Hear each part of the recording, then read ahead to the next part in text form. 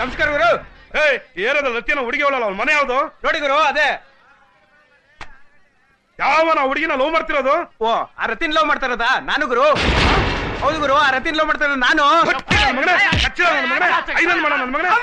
ಅವಳಿಗೆ ಲವ್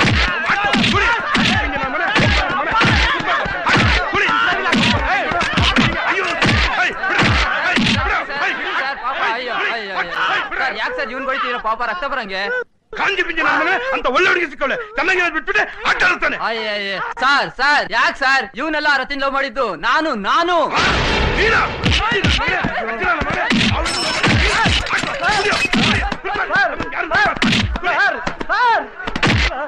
ಬಿಡಿ ಸರ್, ಯಾಕೆ ಸರ್ ಇಷ್ಟೊಂದು ಟೆನ್ಷನ್ ಮಾಡ್ಕೋತಾ ಇದ್ದೀರಾ? ಆ ಹುಡುಗಿನ ಲವ್ ಮಾಡ್ತಾ ಇರೋರು ಇವ್ರು ಯಾರು ಅಲ್ಲ.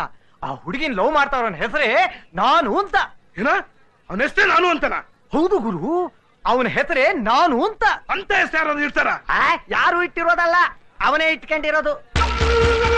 ಈಗ ಎಲ್ಲಿದ್ದಾನ ಅವನು?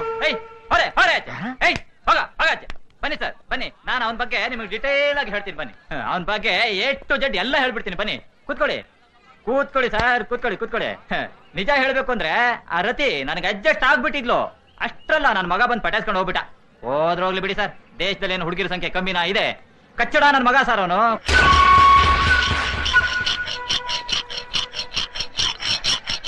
ಮಗು, ಇದೇನು ಕತ್ತಿ ಮೆಸೆತಿದ್ಯಲ್ಲ, ಯಾಕೆ? ಅಲ್ಲೋಡು,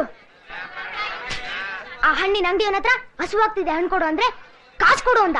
ಅದಕ್ಕೆ ಈ ಚಾಕುನ ಹೊಟ್ಟೆಗೆ ಹಾಕಿ ಹಣ್ಣು ಕಿತ್ಕೊಂಡ್ ಬರ್ತೀನಿ. ಶಾಂತಂ ಪಾಪಂ. ಬೇಡ ಮಗು, ಬೇಡ. ಆ ರೀತಿ ಕೊಲ್ಲೋದು ಮಹಾಪಾಪ. ಆ ರೀತಿ ಮಾಡಬಾರ್ದು. ಆ ರೀತಿ ಮಾಡಿದ್ರೆ ಮನುಷ್ಯ ನರಕಕ್ಕೆ ಹೋಗ್ತಾನೆ. ಹೌದಾ? ನರಕಕ್ಕೆ ಹೋಗ್ತಾನ? ಅಲ್ಲೋಡು, ಆ ಇರುವೆ ಅದನ್ನ ಕೊಂದು ತಿನ್ನಕ್ ತಗೊಂಡೋಗ್ತದೆ. ಅದು ಪಾಪನಾ? ಅದು ನರಕಕ್ಕೆ ಹೋಗುತ್ತಾ?